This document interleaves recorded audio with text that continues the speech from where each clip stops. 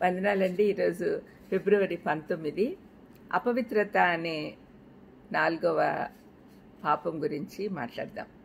సామెతలు 6:32లో జారత్వం చేయువాడు స్వనాశనమును కోరువాడే. ఇది గుర్తుపెట్టుకోండి, స్వనాశనం. మనల్ని మనమే నాశనం చేసుకుంటున్నాం అన్నమాట. దేవుని జ్ఞానం గురించి రాయబడిన సామెతల గ్రంథము జారత్వం గురించి ఎక్కువగా వ్రాస్తూ మనందరినీ దానికి దూరంగా ఉండమని చెప్తా ఉంది. ఈ గ్రంథం రాసిన మహాజ్ఞాని సొలొమోను జారత్వం ద్వారా వచ్చు పరిణామాలు కూడా వ్రాస్తూ ఉన్నాడు. నాశనము, తిరస్కారము, హద్దులేని కోపము. జారత్వంలో ఉన్నవాడు దొంగ కంటే అన్యాయమైన స్థితిలో ఉండి తనను తను నాశనం చేసుకుంటాడు అని చెప్తూ ఉన్నాడు. జారత్వము ఆరంభంలో అసహ్యంగా, విషతుల్యంగా కనపడదు, కానీ అందంగాను, ఆకర్షణీయంగాను, పొందికగాను కనపడుతుంది. సైతాను ఆకర్షణ అనే తన దూతను ప్రేమదూతగా చూపెడతాడు. కాబట్టి చరిత్రలో చాలా బలవంతులు కూడా మోసగించబడ్డారు. దేవుడు పవిత్రుడు కాబట్టి మనల్ని కూడా పవిత్రులుగా ఉండమని ఆదేశించాడు.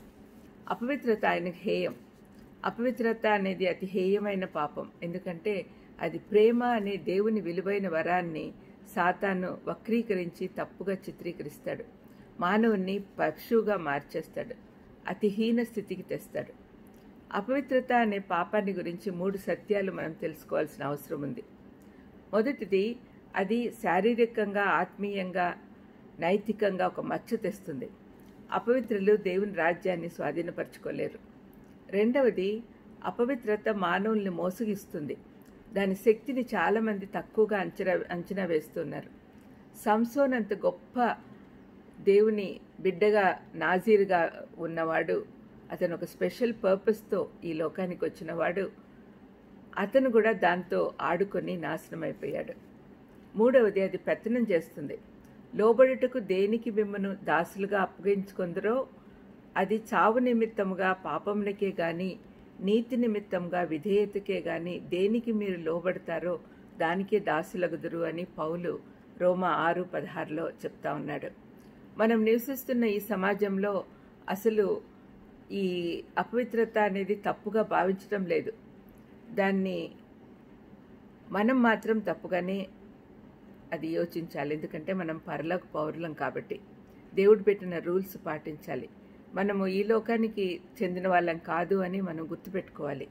చాలామంది అపవిత్రతకు దాసులై పాపం చేస్తున్నారు.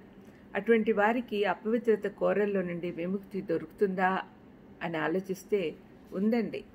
యేసుప్రభు దగ్గరికి వచ్చి నీవు సమర్పించుకొని పాపం ఒప్పుకొని పశ్చాత్తాపడితే ఆయన క్షమించి నీ పాపాలు మర్చిపోతాడు. దానిపై విజయం నీకు ఇస్తాడు. నీ జీవితము తక్షణమే బాగుపడుతుంది. కాబట్టి ఎవరెవరైతే అపవిత్రతలో జీవిస్తున్నారో దయచేసి మేల్కొండి. రెండవ రాకడ చాలా సమీపంగా ఉంది. కాబట్టి మనం తొందరపడాలి, తొందరగా బయటికి రావాలి. మరి మనమందరం కూడా జాగ్రత్తగా ఉండాలని ప్రభు నామమున కోరుతూ చిన్న ప్రార్థన చేసుకుందాం. దయమైడ అపవిత్రతల నుండి బయటపడేదానికి మాకు అందరికీ సహాయం చేయమని యేసుక్రీస్తు నామమున వేడుకొంచున్నాను తండ్రి. ఆమేన్. God bless you.